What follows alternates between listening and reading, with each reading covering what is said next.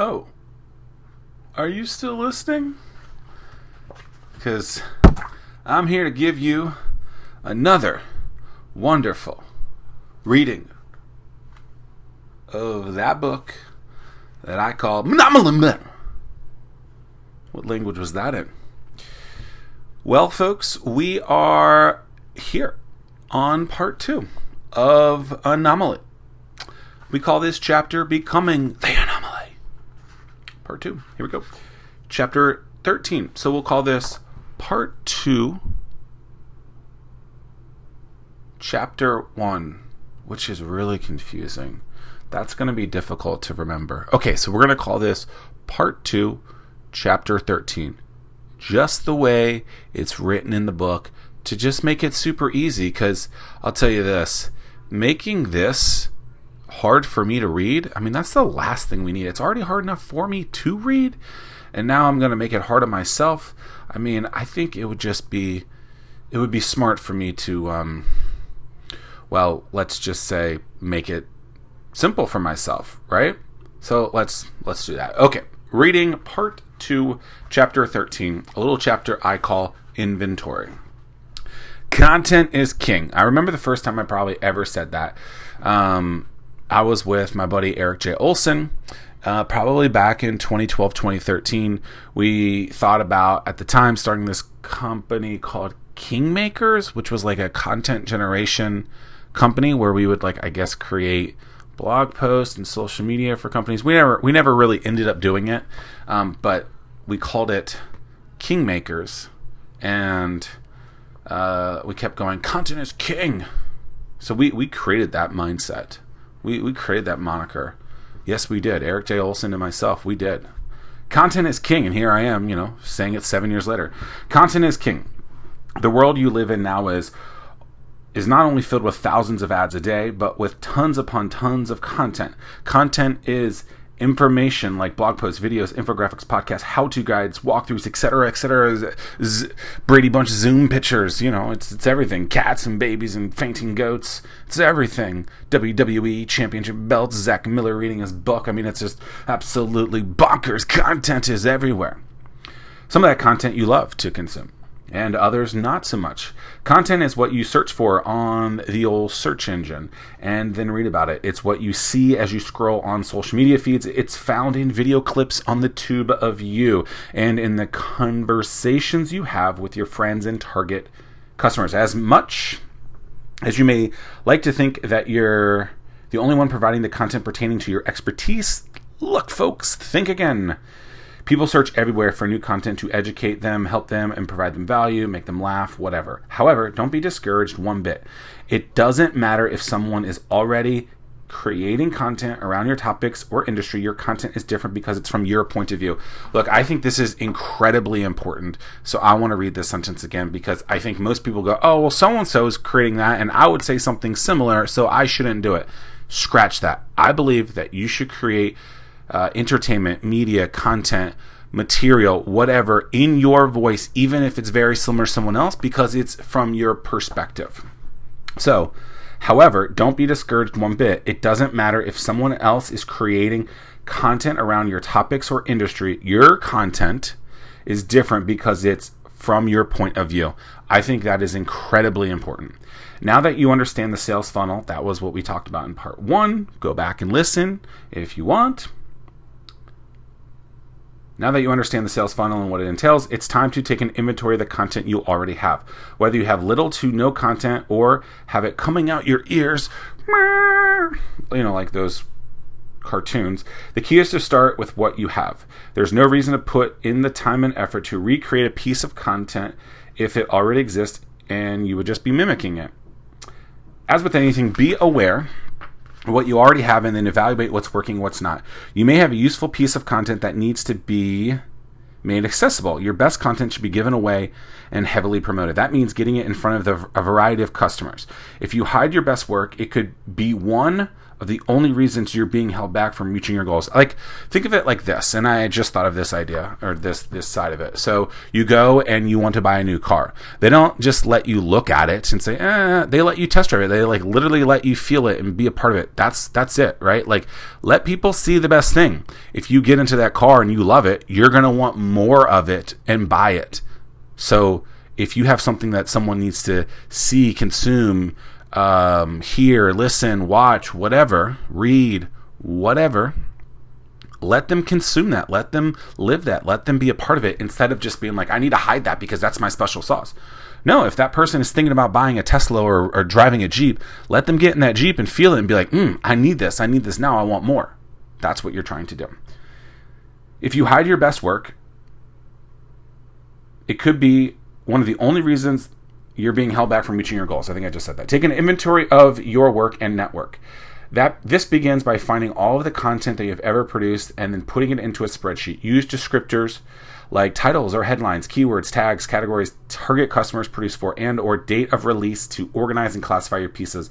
On the network spreadsheet, which, by the way, you can get something like this at anomalymethod.com, look at your contacts information and create columns with name, email, how you know them, what they do, and any other pertinent information to help you identify whether or not they may be a target customer. You're doing this to know where you stand and to see which relationship you already have, what content you have created, what content is working, and which group of people is engaging with that content.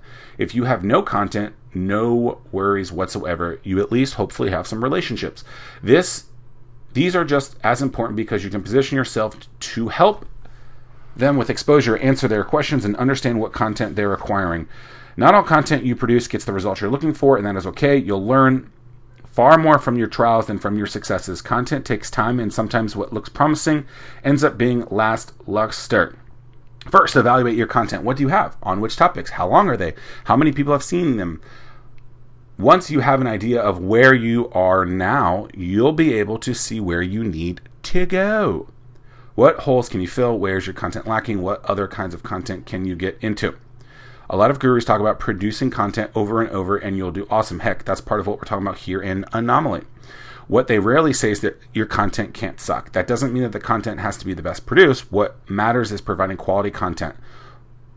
Are people engaging with your content by liking, commenting, or sharing consistently? The best content gets people talking. If you have quality content, does it matter if the production quality is high? I believe that answer is no. Does it possibly get you more responses and a better following if it is? Sure, absolutely. As you get better at producing and your bank account grows, you can invest in high quality equipment or even a production company or writer to help you polish your content. But at the root of it all, the most important thing is producing content people crave and engage with. So how do you know if you're producing this kind of content? This can be different. This can be difficult to gauge, especially if you're following a smaller or doesn't respond. Also, let me also say that sometimes you have amazing content out there people just aren't seeing because you haven't done a good job of distributing it, right? And so if you don't know, if you really believe at the core that you have a piece of really strong content or the thing that you're doing is really good, but you suck at distribution and no one's actually seeing it, you need to start focusing on distributing it. We'll go on that a little later in the book. Let's say your analytics show people are consuming or viewing your content, but there's a lack of engagement from your visitors. Engagement is the active response to your content through a message, share, or a visible way to track your content's interaction, not just, consuming it, like actually like doing something more with it. To increase exposure and learn more about how your content is perceived, poll or survey your followers to see what they think of the content. You can even do it anonymously for a more genuine answer. This information will be difficult to receive as no one likes to hear how and where they're not measuring up, but you need to get clarity, and if your content sucks, you need to learn why. Then you can fix it and get it back into the hands of those who said it was weak to see if you successfully changed it. If your content is poor, it'll be next to impossible to be successful. Your content has to be awesome. And if you already have awesome content and have done awesome things, also, by the way, awesome is like a very overused word. I can't believe I used that word. Don't be afraid to show it off. If you don't put yourself in the spotlight, no one else will do it for you. Also, I think you just need to get over the fact that people are going to dislike the stuff that you like, right? Like Justin Bieber, I think, has more downvotes I don't know whatever YouTube dislikes, whatever the negative thing. There's no likes, there's dislikes, downvotes, whatever the word is. Justin Bieber has more of those than anyone else on YouTube, or at least at one point did. Yet he also has like billions of views. So look, not everyone's going to like what you produce, and that's okay. But those who are the right customers, those that are the right fit, you want to make sure that if they are looking for your material and they have some critiques, that you need to be able to take it. It can be real big pain, real big pill to swallow at first. But honestly, like, I love getting negative feedback because it makes me stronger. I love it, and I kind of crave it because getting that information helps me learn to get stronger and better. So I welcome that kind of stuff. At the same time, like, you have to be able to recognize when there's just a donkey out there that's like trolling you, or there's just some donkey out there that's just saying something to say it when they're not the right fit. If that person is giving you information, I think you can ignore that. But if the person is a true, correct fit, I think you need to be listening. Roadmap. Number 1, create a content spreadsheet. Use titles or headlines, keywords, tags, categories, target customers, produce for, and or dates of release, or download at anomaliemethod.com. What content has better results? Rank 1 through 4. What medium has the best results? Rank 1 through 4. Also, by the way, the reason I do 1 through 4 is because if it's 1 through 5, a 3 is in the middle. You don't really know where it sways on there. Really, what I would like to do now, and something that I've been thinking of more of, is Olympic scoring. So you go like 0 through 10, and you have decimals in there. So it would be like 0 through 10. So something really like a 7.2. Quite different, eh? Go through all the content you have created and the mediums in which you post it, and add it to the spreadsheet. This is basically a cornucopia, a collection, inventory of all the information that you have, so that you have it in one concise place. You can do that on the spreadsheets that are made available at anomaliemethod.com. You can go there right now and get your Anomaly Method roadmap. All you have to do is go to anomaliemethod.com or hit me up in the comments and I'll send it to you. Create a network. Number 3, create a network spreadsheet using columns with name, email, how you know them, what they do, and any other pertinent information, and if they could be a target customer, or download at anomaliemethod.com. Who is more influential than others? Rank 1 through 4. That's it for chapter 13 of Anomaly, How to Finally Stand Out of a Crowd. Thanks for listening.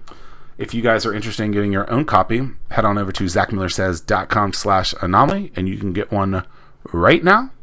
We have the full audio available, the ebook available, the paperback, and the hardback version. The next chapter is my favorite title chapter in this whole thing. Cannot wait for you to be a part of that. Are you ready for it? Here we go.